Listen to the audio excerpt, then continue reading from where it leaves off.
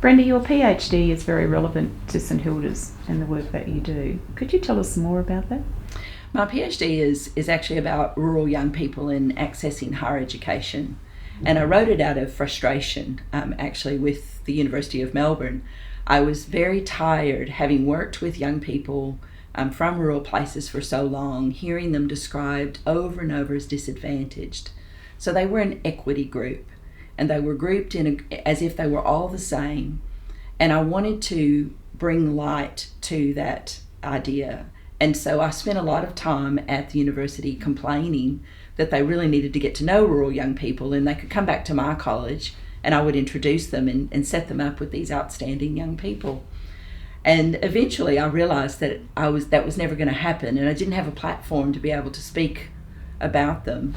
So I decided to do some research, and I'd planned to do a master's by research, but then of course within a few months it had blown into a PhD, and I wound up writing a PhD about rural young women from towns of less than 10,000 who accessed the University of Melbourne through Access Melbourne, which was a really cutting edge access program for rural young people and underrepresented groups in 2004.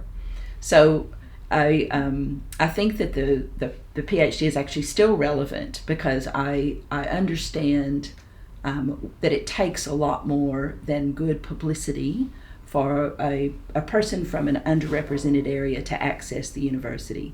They need to build their story over time as someone who will move, and mobility is at the heart of higher education in Australia. Rural young people have to move, they have to leave home.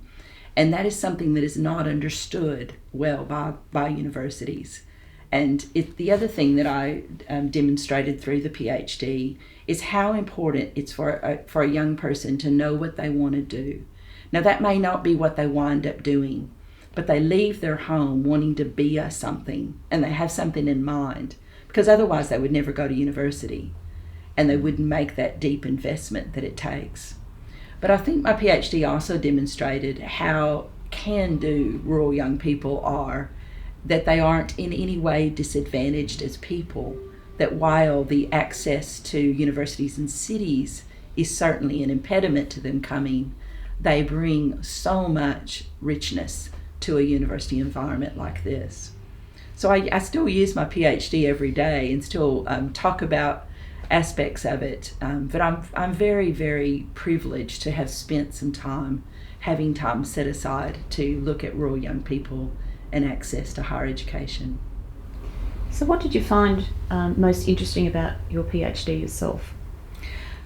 I think the most interesting about my own PhD was looking at, so I started with the work of Richard James, who's actually on our St Hilda's Council, and Richard is an outstanding researcher, and he had done the big picture studies across Australia of rural young people. So he had some fantastic data that told us a story about rural young people. But so I used that as a backdrop, and then I tried to go deeper and interview 8 young women from very different small country towns in Victoria and get them to tell me their own stories.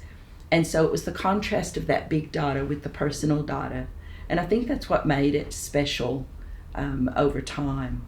The thing that was my favorite part of it is that there was some great synergies between my work and that larger data work, but also you get these individual stories that are so powerful.